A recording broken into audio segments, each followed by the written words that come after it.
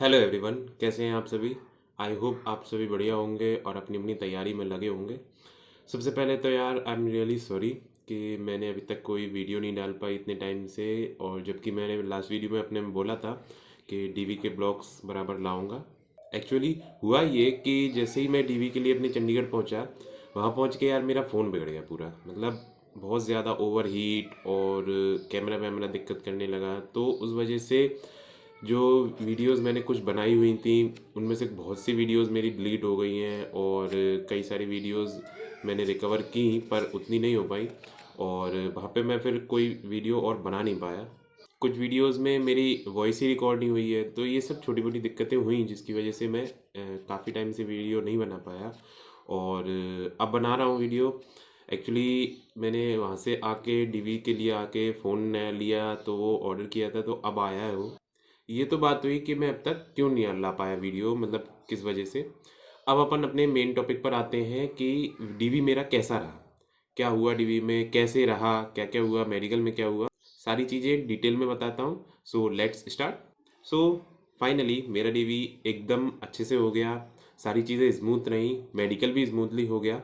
हाँ, टाइम दोनों में काफ़ी लगा। अप्रॉक्स मुझे पूरा ही दिन लग गया डीवी में भी, और दूसरे दिन मेरा मेडिकल हुआ तो उसमें भी लगभग पूरा दिन लग गया। पर सारी चीज़ें बढ़िया से हो गई। ऐसे कोई खास मतलब बहुत बड़ी प्रॉब्लम मुझे कोई फेस नहीं करनी पड़ी, छोटी मोटी दिक्कतें हुई।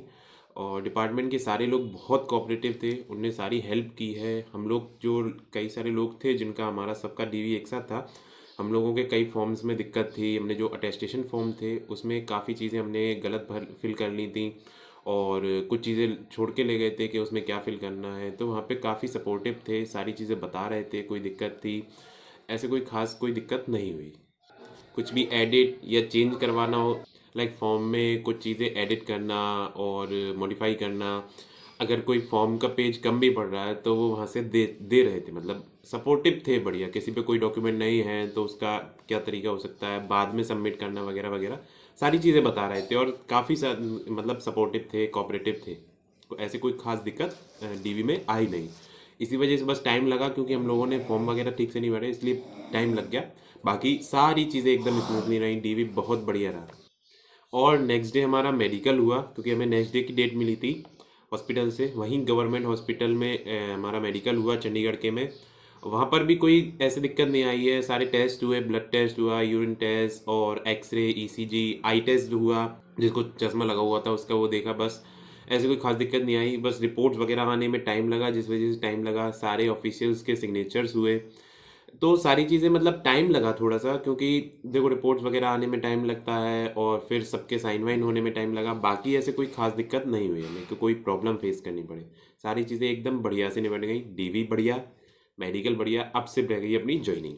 सो ये तो मैंने अपने डीवी का अपडेट दिया आपको। अब बात करते हैं कि डीवी में डॉक्यूमेंट वेरिफिकेशन में कौन कौन से वो इम्पोर्टेंट डॉक्यूमेंट्स हैं जो ज़रूरी है या फिर जो मेरे लगे अपने डीवी में।